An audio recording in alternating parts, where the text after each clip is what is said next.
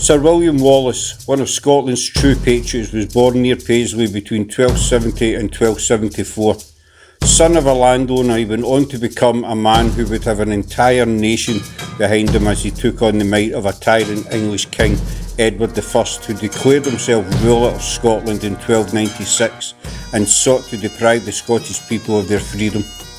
Wallace was appointed Guardian of Scotland somewhere between the end of 1297 and February 1298, after he destroyed the English at Lanark and killed the sheriff. So began a war that would see the English brought to their knees several times until Wallace's capture and execution in 1305. We all know the Mel Gibson's Wallace from the hit movie Braveheart, but there was so much more to this incredible man. Paranormal History, in partnership with the Society of William Wallace and the expert guidance of CRA Entertainment, bring you the Wallace Trail. We will bring you the history and story to many locations with ties to Sir William that aren't very well known. So come join us as we uncover the forgotten facts of our greatest patriot, and welcome to the Wallace Trail.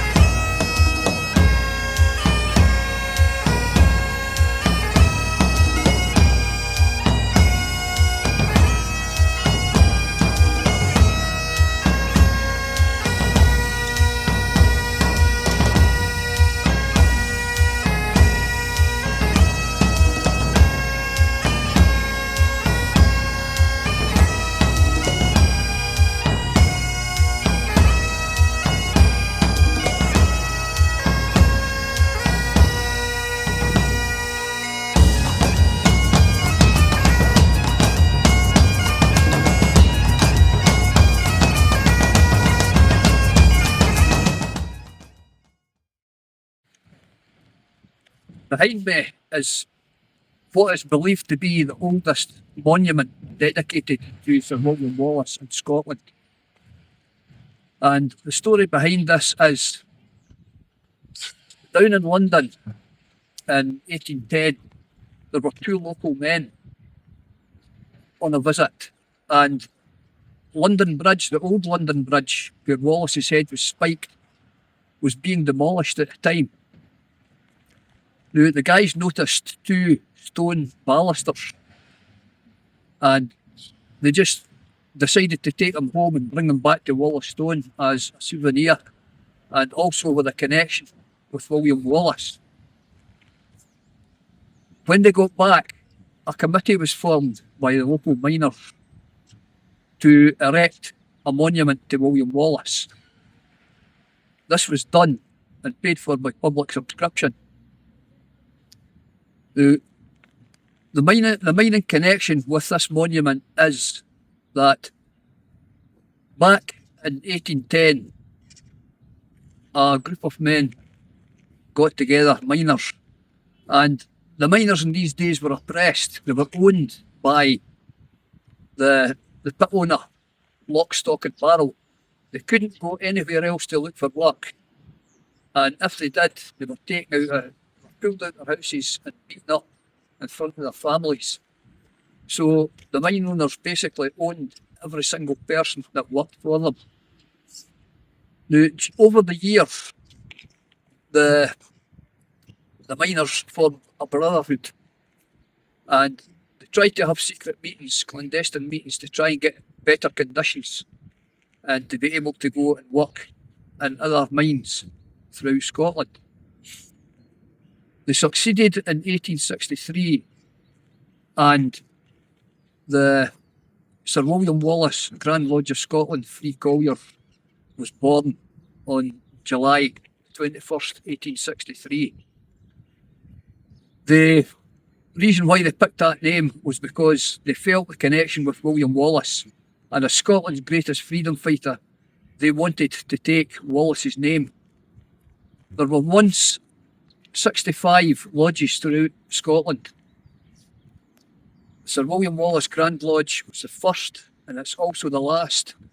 And every year, on the first Saturday in August, the men at the Three Colliers undertake a 10-mile march round about the Braes villages in the Falkirk area, and it culminates up here at Wallacestone with speeches and songs before the men return downhill to finish off the day at the Lodge House.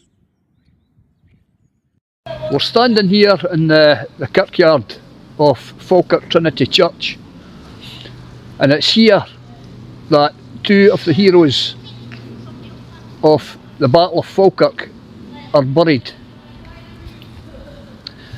Over on the left hand side in front of me is a tomb slab of Sir John Stewart of Bonkill, who was killed in the battle. Behind me is the grave of Sir John de Graham, William Wallace's right hand man, known as the Bright Sword. And it's said that after the Battle of Falkirk in 1298, Wallace returned to the battlefield, carried his good friend John de Graham up here and had him laid to rest. Over in the background there is a Celtic cross, and it's dedicated to the men of Bute. It was erected by local stonemasons, and it was paid for by the Marquis of Bute. Now, when Robert Burns visited the town in Falkirk, nothing else would do but that he had to kneel in prayer at the tomb of Sir John de Graham. This he did before his tour of the Highlands, and to this day visitors come from all over to see the tomb of one of Scotland's and Falkirk's greatest heroes.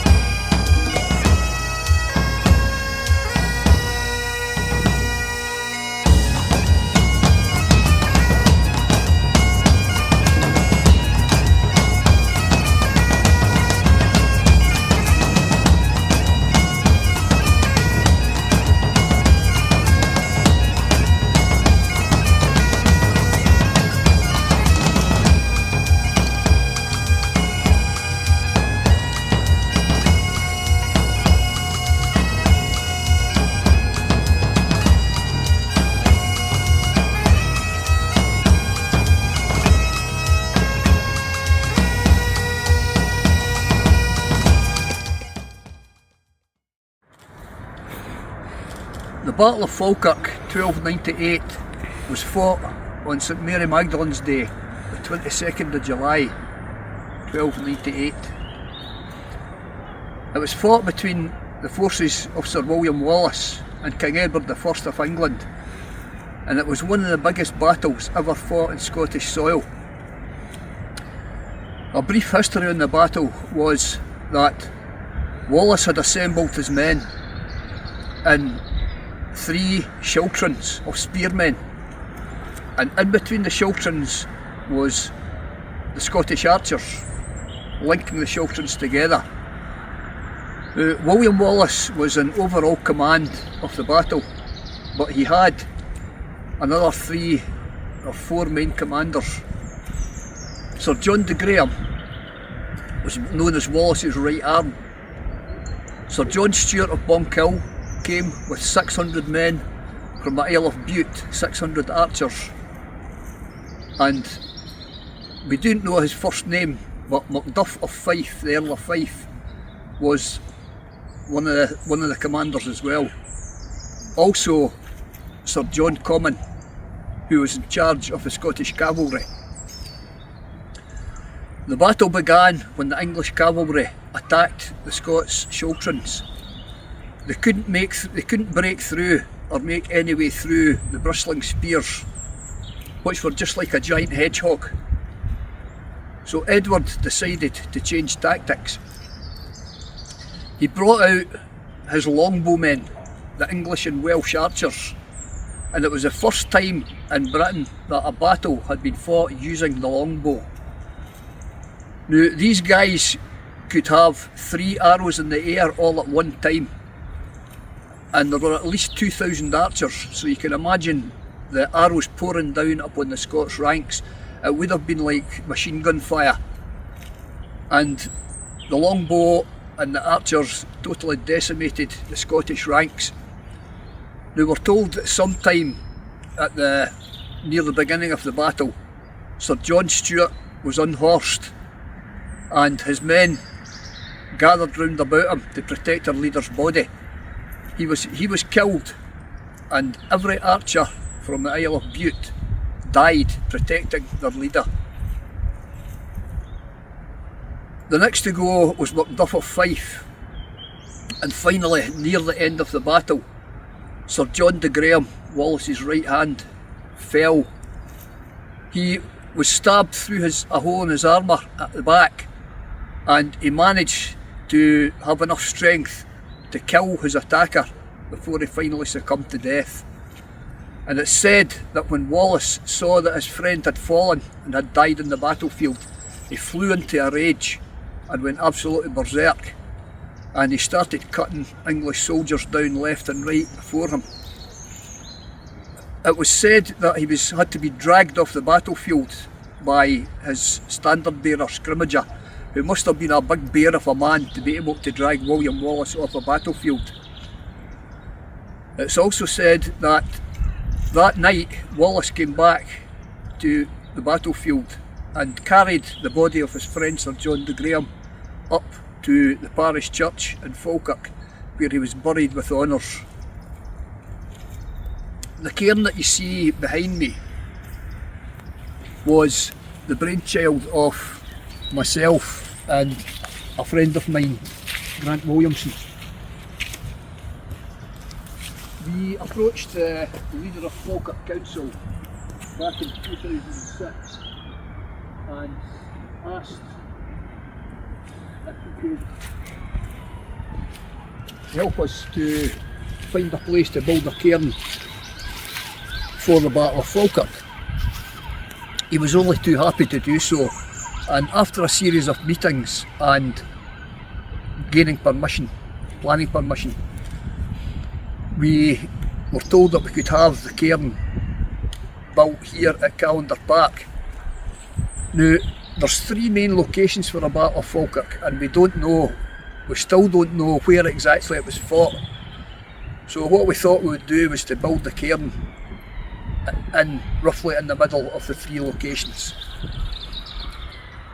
The cairn itself was built by myself and a team of 4 people, and on the last weekend in May 2007 we invited patriots from all over Scotland to come down and help us to lay the circular base round about it. The cairn was dedicated and unveiled by Ronnie Brown of the folk group The Corries, and every year since then, I think it's almost 15 years ago now, we've held a commemoration, and we march down from the town to hold a commemoration down here in Calendar Park and remember our ancestors who fought, bled and died for Scotland's cause back in 1298. We're standing here at the top of Victoria Park in Falkirk, and this is where the Victorians thought that the first Battle of Falkirk was fought. It all fitted with their point of view. We're standing here, this is rising ground where Wallace's Chilterns would have stood, and over to the right hand side is the flat level boggy ground which would have been around at that time. So it's quite easy to see how the historians thought that this is the place where the Battle of Falkirk was fought.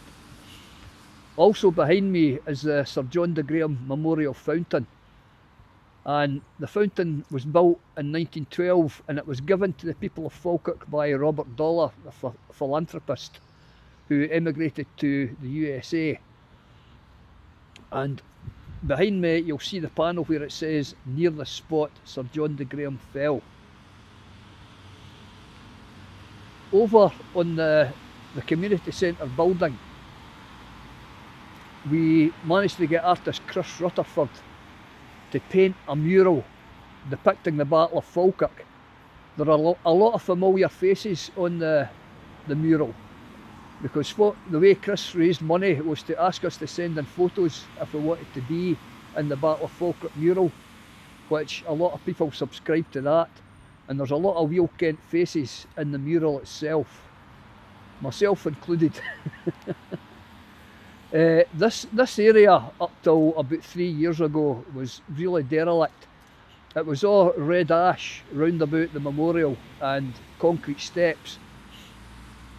It was all done by the Society of Sir John de Graham, who raised funds to get the memorial upgraded, and the way you see it now is night and day compared to what it was like about 3 or 4 years ago.